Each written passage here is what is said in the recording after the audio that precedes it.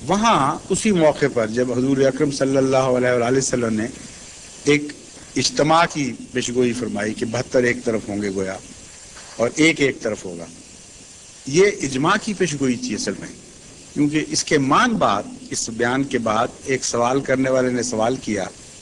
کہ یا رسول اللہ یہ تو بڑی فتنے کی بات ہے، کیا بنے گا، ہم کس طرح پہچانیں گے کہ وہ ایک کون ہے؟ بڑا ہی اہم سوال تھا۔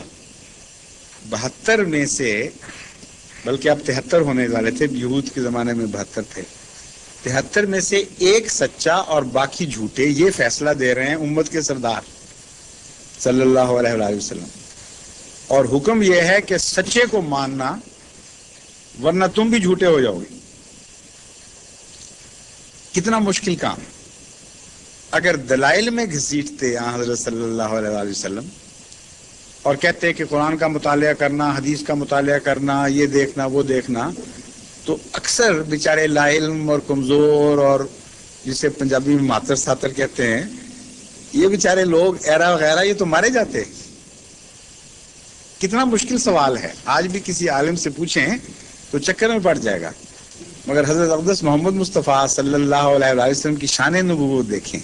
کیسا واضح صاف دماغ خدا نے دیا تھا، مشکل سے مشکل معاملے کو آسان فرما دیتے تھے۔ آپ نے جواب دیا کہ کون سا مشکل کام ہے، ما انا علیہ و اصحابی، سچے کو پہچاننے کا طریق یہ ہوگا کہ جس حال پر میں ہوں اور میرے صحابہ ہیں، جو سچا فرقہ اس زمانے میں آئے گا اس کا یہی حال ہوگا۔ یہ حال دیکھنا تو کوئی مشکل نہیں ہوتا، دلیلیں نکالنی اور منطقی ایچ پیچ کو سمجھنا ہی مشکل کام ہے، لیکن ظاہری طور پر جو حال گزر رہے ہوتے ہیں قوموں کے، وہ پہچاننے مشکل نہیں ہوتے۔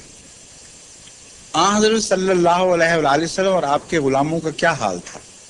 اس بارے میں تو کسی مسلمان کو کوئی بھی شک کی گنجائش نہیں، پڑھا لکھا ہو ان پڑھ ہو، اس کو یہ پتہ ہوگا کہ کلمہ پڑھنے والوں کو گلیوں میں گھسیٹا جاتا تھا، سزائیں دی جاتی تھیں، کلمہ پڑھنے کے حق سے محروم رکھا جاتا تھا، تبھی بلال پیدا ہوئے ہیں، تبھی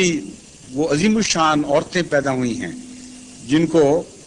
دھوپ میں کھڑا کر کے زریں پہنا کے گرمی میں عذاب دے دے کے مارا گیا، اور گلیوں میں گھسیٹ گھسیٹ کے کتوں کی طرح ان سے یہ سلوک کیا گیا مسلمانوں سے، اس جرم میں کہ تم کلمہ پڑھتے ہو۔ یہ حال تھا یا نہیں تھا؟ بالکل کھلا کھلا حال تھا۔ مسجدیں بنانے سے روکا گیا، مسجدوں کو گھروں کے اندر جا کے بھی منظم کیا گیا۔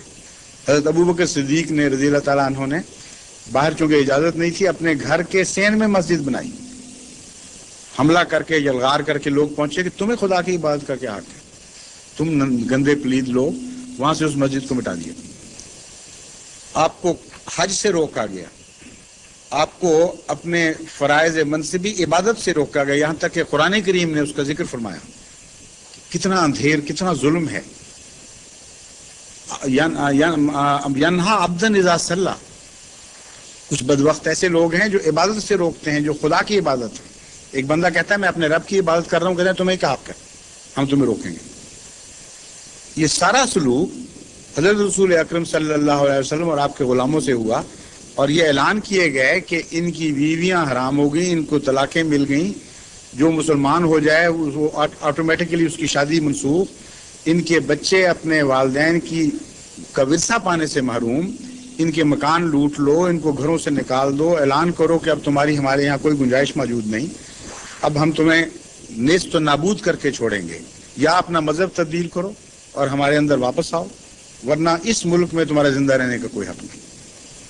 یہ حقیقت کس مسلمان پہ پوشیدہ ہے آج بتائیں، پڑھا لکھا ہو یا ان پڑھ ہو، ہر ایک کو پتہ کہ یہ سلوک تھا۔ اور یہ سلوک جماعت احمدیہ کے ساتھ کس نے کیا ہے؟ ایک فرقے نے، دو فرقوں نے، اجماع ہوا ہے۔ اسی اجماع کے نتیجے میں بڑے فخر کے ساتھ سارے پاکستان میں مولوی دندناتے پھرتے ہیں، اور یہاں آ کر ان کو بھی بتاتے ہیں تم بھی شامل ہو جاؤ ہمارے ساتھ، تم یہاں بیٹھے کیا کر رہے ہو، اتنا ثواب کا کام، اتنا نیکی کا کام، کہ ہم کلمے سے روک رہے ہیں بدبختوں کو، ناپاکوں کو، اور تم پڑھنے دیتے ہو ان کو، تم بھی ان کو قتل کرو، تم بھی ان کو لوٹو۔ ان کا کیا حق ہے نمازیں پڑھیں؟ ہمارا حق ہے، خدا ہمارا ہے، ان کا نہیں۔ ان کا کیا حق ہے رسول اللہ صلی اللہ علیہ وسلم کی تعریف کریں؟ ان کا کوئی حق نہیں، یہ ناپاک اور گندے لوگ ہیں۔ وہ سارے جرائم جو حضرت صلی اللہ علیہ وآلہ وسلم اور آپ کے غلاموں کے خلاف دشمنان اسلام کر رہے تھے، وہ ان سارے جرائم کی مرتکب آج یہ 72 کی جمعیت ہے اور عدالتوں میں گواہی دے چکے ہیں، جانتے ہیں ہم کیا کر رہے ہیں، یہ نہیں کہ ناواقف ہیں۔ کوئٹہ کی عدالت میں جب مسجد مسمار کی گئی اور احمدیوں کو کلمہ کے پڑھنے کے جرم میں قیدوں میں ڈالا گیا، تو عدالت میں ان کے جو جمعیت کا حفاظت ختم نبوت کی جمعیت تھی، ان کا صوبائی صدر ہے، وہ بیان دے رہا ہے۔ وکیل نے اس سے پوچھا کہ آپ یہ بتائیں کہ یہ سب کچھ جو آپ اس وقت احمدیوں سے کر رہے ہیں، حضرت صلی اللہ علیہ وآلہ وسلم کے زمانے میں یہ کون کس سے کیا کرتا تھا؟ جواب تھا کہ مشرک محمد رسول اللہ صلی اللہ علیہ وسلم اور آپ کے ساتھیوں سے یہی کچھ کیا کرتے تھے، ریکارڈڈ ہے یہ عدالت میں، تو شبے کی کون سی گنجائش باقی رہتی ہے؟ میرے نزدیک تو اس واقعہ، جس واقعہ کو احمدیت کی تکذیب کے لیے سب سے شاندار واقعہ سمجھتے ہیں، میرے نزدیک اس سے بڑا واضح اور روشن ثبوت احمدیت کی صداقت کا اور کوئی پیش نہیں کیا جا سکتا، کیونکہ رسول اللہ صلی اللہ علیہ وسلم کی صداقت بھی اس کے ساتھ وابستہ ہو گئی ہے، آپ کی پیشگوئی پوری ہوئی، ہر لحاظ سے پوری ہوئی، ہر پہلو سے پوری ہوئی، اور اس میں اب کسی جھگڑے کی بات نہیں کہ عالم ہے غیر عالم، سب کے سامنے بات کھل گئی ہے۔ اگلا سوال۔